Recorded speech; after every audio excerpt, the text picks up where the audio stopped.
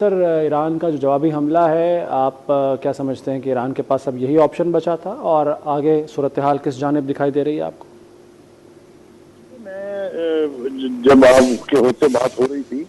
مجھے یہ یقین تھا کہ ایران ریٹیلیٹ ضرور کرے گا، کیونکہ اتنے جعلی نعرے نہیں لگائے جا سکتے، اور جو ان کے رہبر انقلاب ہیں علی خامنائی، ان سے آپ یہ توقع رکھیں کہ وہ کچھ جھوٹ بولیں گے یا وہ کچھ دھوکہ دیں گے یا مطلب ہے کوئی پلے کریں گے ایکٹ، ایسا نہیں ہے۔ انہوں نے کہا تھا کہ ہم ریٹیلیٹ کریں گے، ان کے ریٹیلیٹ کرنے کا دعویٰ اسی طرح سے تھا جس طرح ہم نے بھارت کو کہا تھا کہ ویٹ وی ول کم۔ تو یہ میرے خیال سے متھ انہوں نے توڑ دی ہے کہ اسرائیل جو ہے اس تک میزائل پہنچ نہیں سکتے۔ اس وقت وہاں سائرن بج رہے ہیں، دھوئیں کے بادل سارے شہر کے اوپر چھائے ہوئے ہیں، اور سارے اسرائیلی جو ہیں جو بہت بڑے بہادر ہیں وہ سارے اس وقت بنکروں میں چھپے ہوئے ہیں۔ تو یہ ابھی ابتدا ہے، یہ کاروائی یہاں ختم نہیں ہوگی، دس از دا بگننگ۔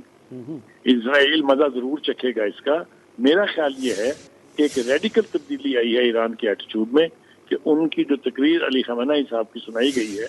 اس میں براہ راست امریکہ کو کوئی دھمکی نہیں ہے۔ مجھے یوں لگتا ہے کہ ڈپلومیٹک لیول پر یہ طے ہوا ہے کہ آپ اسرائیل کے لیے بیچ میں مت کودیے گا، یعنی امریکہ، اور ہم آپ کے ہوائی جو اڈے ہیں اس خطے میں ان کو ٹچ نہیں کریں گے۔ اگر یہ معاملہ اسرائیل اور ایران کے بیچ ہو گیا ڈائریکٹ تو پھر اسرائیل کو بہت پچھتانا پڑے گا، اس لیے کہ ایران کی کیپیسٹی زیادہ ہے، ایران کی آرمی زیادہ ہے، ایران کے ریسورسز زیادہ ہیں۔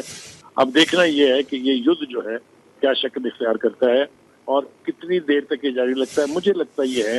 کہ ایران کے انٹرسٹ میں ہے یہ کہ یہ کانفلکٹ جو ہے یہ زیادہ دیر تک چلتا رہے، کیونکہ اسرائیل بہت زیادہ دیر تک اس کو سسٹین نہیں کر پائے گا۔ مجھے لگتا ہے کہ ابھی میرے سامنے میری نظروں سے خبر گزری ہے کہ جو روس کے پوٹن ہیں انہوں نے اسرائیل کے پرائم منسٹر نیتن یاہو کو فون کر کے کہا ہے کہ یہ جو اٹیک ہے ہم اس کی مذمت کرتے ہیں، because it's a violation of international law. دوسری طرف چین کا بیان بھی بہت سخت اسٹرانگلی ورڈڈ اسٹیٹمنٹ ہے۔ اگر امریکہ کودے گا تو پھر ان دو بڑی قوتوں کے پاس بھی کوئی راستہ نہیں ہے سوائے اس کے کہ وہ اس کانفلکٹ کا حصہ بنے، اور اگر ایسا ہوگا تو پھر جو خدشہ ظاہر کیا جا رہا تھا کہ اگر یہ کانفلکٹ شروع ہو جاتا ہے تو یہ ورلڈ وار بنے گی یا اس پورے خطے کو اپنی لپیٹ میں لے لے گی، اس کے لیے پھر ہمیں تیاری کرنی چاہیے۔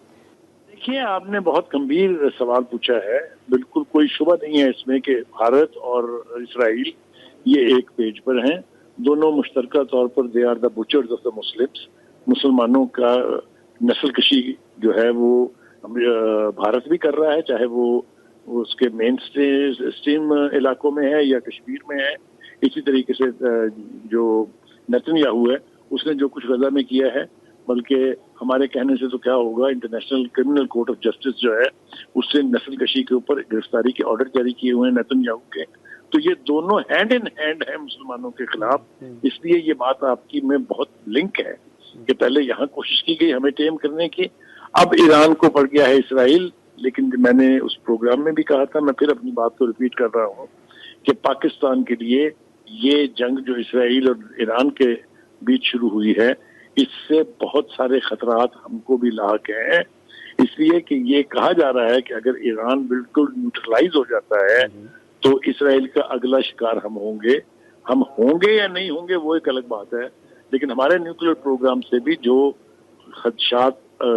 اسرائیل کو ہیں، میں نے پروگرام میں بھی حوالہ دیا تھا، میں پھر کہتا ہوں کہ اسرائیل کی لیڈرشپ، وہاں کی عوام یہ سمجھتی ہیں کہ اسرائیل کا دشمن نمبر 1 پاکستان ہے، تو ہمیں محتاط رہنا ہے، ہمیں الرٹ رہنا ہے۔ ہم سے پنگا لیں گے تو سبق تو ضرور سیکھیں گے، اگر ہم سے 10 گنا بڑا دشمن جو جس کی دیوار سے دیوار ہماری سانجھی ہے اس کو ہم ناکوں چنے چبوا سکتے ہیں، تو ایک دشمن جو اتنی دور بیٹھا ہوگا اس کے ساتھ نبٹنے کا فن ہمیں آتا ہے۔ YouTube پر گوگلی نیوز دیکھنے کے لیے youtube.com کی سرچ بار میں googly news T V type کریں۔ گوگلی نیوز کے پیج پر سرخ رنگ کے سبسکرپشن والے بٹن پر کلک کرنا نہ بھولیے۔ YouTube پیج پر اپلوڈ ہونے والی ویڈیوز سے باخبر رہنے کے لیے بیل آئیکن پر کلک کیجیے۔ آپ کو ہر نئی ویڈیو کے بارے میں نوٹیفیکیشن موصول ہو جائے گا۔